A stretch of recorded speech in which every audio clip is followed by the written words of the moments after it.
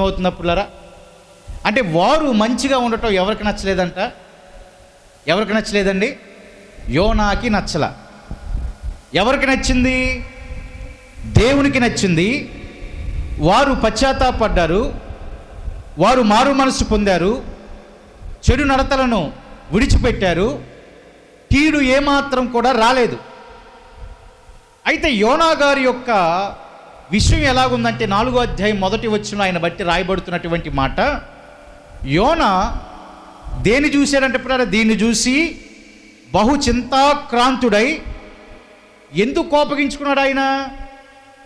వారికి రావలసినటువంటి కీడు రానియకుండా తప్పించినందుకు, నినివే పట్టణానికి రావలసినటువంటి మహా విపత్తు రాకుండా తప్పించినందుకు ఈయన చింతాకాంతుడుగా అయిపోయాడు. రెండోది, బహుగా కోపగించుకున్నాడు. అంటే వారు మంచిగా ఉండటం ఎవరికి నచ్చలేదు? ఇక్కడ ఆ వచనాన్ని బట్టి యోనా గారికి నచ్చలేదు. బహు చింతాక్రాంతుడుగా ఉన్నాడు. ఎవరైనా ఉంటారా పిల్లరా?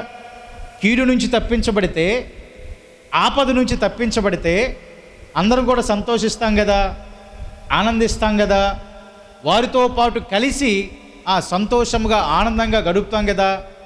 అయితే ఇక్కడ యోనా వారు కీడు నుంచి తప్పించబట్టాన్ని బట్టి బహు చింతాక్రాంతుడుగా అవి కోపగించుకున్నాడు.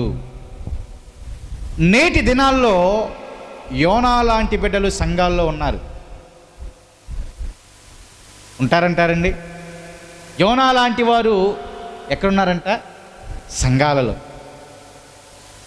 ఇప్పుడు దేవునికే ఇష్టమైంది వారిని కీడు నుంచి తప్పించుట, దేవునికి ఇష్టమైంది వారిని ఏమాత్రం కూడా ఆపదలో నడిపించకుండా ఆపదలు మొత్తం కూడా తీసివేసి మంచిగా నడిపించాలి అని దేవునికి ఇష్టమైన విషయము యోనాకి ఇష్టం కాలేదు.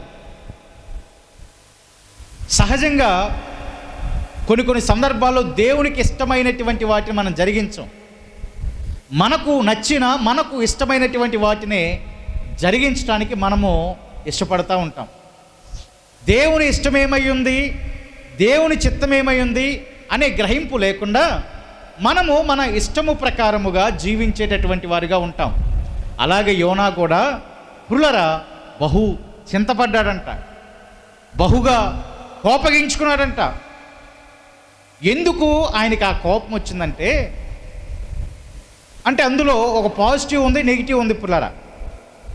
యోనా గారు ఇలా అనుకోవడానికి గల ఉద్దేశం ఏంటంటే,